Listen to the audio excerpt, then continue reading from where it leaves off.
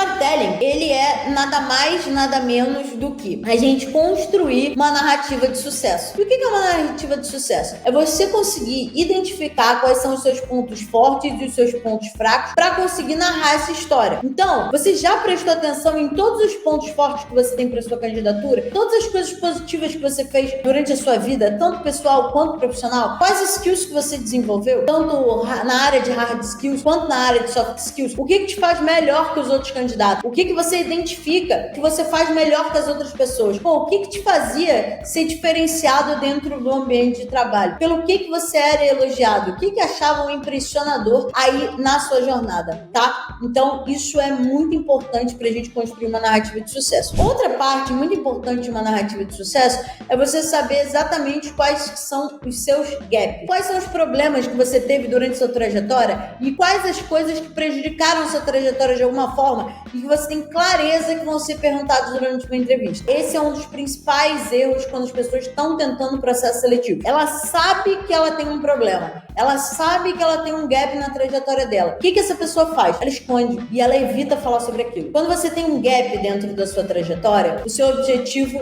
é saber contar sobre esse gap. Você tem que saber explicar esse problema que você teve. Cara, um clássico da galera de engenharia. Passou 10 anos na faculdade. Cara, essa é de matar. Passou 10 anos na faculdade. Como é que você vai explicar para um recrutador que você passou 10 anos na faculdade? A gente tem que lembrar que o recrutador, muitas vezes, né, eu sempre falo isso, que você tem que conseguir explicar, né, o seu LinkedIn tem que estar fácil, né, tem que estar autoexplicável no mesmo nível para sua avó entender. Por quê? Porque muitas vezes o recrutador vai ter o mesmo conhecimento sobre aquilo que a sua avó. Então é muito importante que você consiga dominar aquele conteúdo e explicar para qualquer pessoa, porque muitas vezes o recrutador não sabe nada sobre a sua carreira, tá? E não achem que isso é só sobre RH no Brasil. Uma coisa que eu sempre tento alinhar muito com os meus mentorados é o seguinte: o RH é uma zona no mundo inteiro, então isso tem que ficar muito claro. Então não espere grandes coisas do RH. Então o storytelling, ele tem que ser muito forte, ele tem que ser o motor mais importante da sua candidatura, que é você se vender o melhor produto que você tem, o produto mais importante que você tem, que é você mesmo. Então você tem que organizar a sua história, fazer esse levantamento de pontos-chave para que você possa organizar tudo. Para que a gente utiliza o storytelling e em que momentos do processo seletivo a gente utiliza o storytelling? Resposta: todos. Como? Na entrevista você vai ter que desenvolver esse storytelling, é claro, você vai ter que explicar toda a sua trajetória profissional naquele storytelling. Vai ter que explicar toda a sua trajetória profissional para um ou mais gestores, para um ou mais recrutadores. O que eu tô vendo muito é, as pessoas entram no grupo de entrevista e elas já falam imediatamente que o recrutador quer falar com elas pelo telefone. Então, basicamente, esse primeiro contato telefônico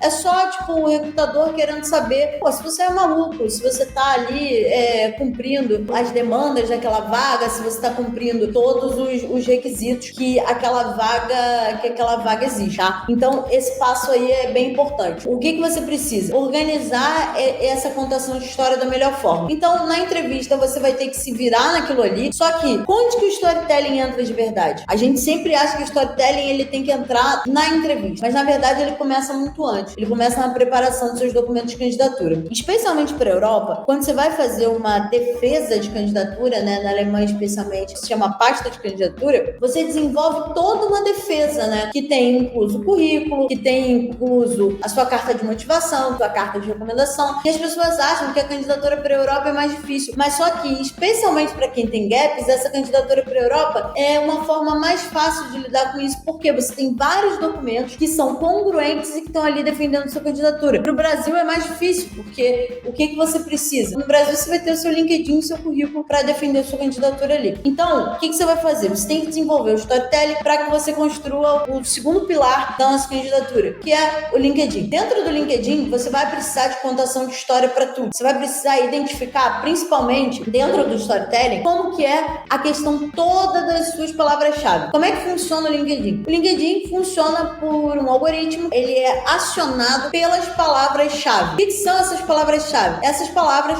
alimentam o seu perfil. Qual é o nosso objetivo aqui? Tainá, você fala muito de recrutamento passivo, então eu só vou entrar no curso, vou fazer meu LinkedIn e aí eu vou esperar, né? Vou estar meditando e aí eu vou esperar o recrutador cair do céu? Não. A gente faz uma junção entre o recrutamento passivo e o recrutamento ativo. E Qual que é o objetivo disso? Movimentar a sua rede com o recrutamento ativo e tá lá no recrutamento passivo com o seu LinkedIn perfeito, com o seu perfil perfeito para atrair os recrutadores. Então isso é onde a gente tem os nossos maiores resultados, que é o quê? Com 70% dos alunos aprovados tendo sido contactados pelos recrutadores no próprio perfil dele. Então, o nosso objetivo é ter o LinkedIn mais forte de todos. Como que a gente sabe, né? O SSI é o que mostra para você em que ponto que você tá do LinkedIn. É uma métrica do LinkedIn que mostra, tipo, cara, você tá aqui, né? Mostra o seu ponto A. E aí você tem que ir atrás do quê? Do ponto B. Quanto que é um número muito ruim do LinkedIn? Cara, eu já vi pessoas com SSI 2, mas até 50 é ruim. Então, nosso objetivo é sempre chegar no SSI acima de 50, chegar em 60, 70, e essa é uma métrica muito importante pra gente saber como que a gente está se vendendo naquele perfil. E aí tem uma outra métrica que é que você tá no 1% do setor. A gente vê aqui que as pessoas que mais são aprovadas é que a gente consegue colocar essas pessoas no 1% do setor. Então, tem várias métricas dentro do LinkedIn que elas precisam ser obedecidas para chegar nos melhores resultados que a gente quer. O que a gente vai fazer? A gente constrói o storytelling, que é a narrativa de sucesso, essa é a primeira coisa. E aí, de acordo com essa narrativa de sucesso, a gente vai montando os outros documentos, que é o quê? A gente identificar as palavras-chave para usar elas no LinkedIn, através do próprio LinkedIn e de uma pesquisa de mercado, para você entender realmente como é que funciona a sua área. A gente sabe que no mercado de trabalho, especialmente no Brasil, as pessoas são egoístas. Então, muitas vezes, você não consegue entender qual é o próximo passo da sua carreira. O que você tem que fazer? Como que você faz uma gestão de carreira de qualidade para saber qual é o próximo passo que você tem que chegar para chegar onde você quer? Muitas vezes, a gente não tem nem objetivo de carreira porque a gente simplesmente não consegue entender o que é uma carreira. Então, você precisa entender quais são esses próximos passos, quais passos que você tem que dar para chegar onde você quer chegar. E o LinkedIn vai te ajudar nisso. Primeiro, a gente vai construir uma história de sucesso, uma narrativa de sucesso, vai encaixar ela no LinkedIn, contando uma narrativa junto com as palavras-chave. E aí, o que a gente vai conseguir depois disso? A gente vai conseguir construir um perfil forte usando todas as métricas do LinkedIn e o LinkedIn como ferramenta. Para quê? Para aumentar o nosso número de entrevistas. E aí, quanto mais entrevistas você tiver, mais fácil, obviamente, vai ficar de você ser aprovado numa dessas entrevistas. Qual é o objetivo de passar em entrevistas? Conseguir ser aprovado nessas entrevistas e conseguir a vaga de trabalho que você sempre quis. De novo, o objetivo do Eurostart é que você consiga uma vaga fora do país. Antes disso, o que você vai fazer aqui? Você não tem grana para entrar no Eurostart hoje, então qual que é a minha proposta? Que você entre no gerador de empregos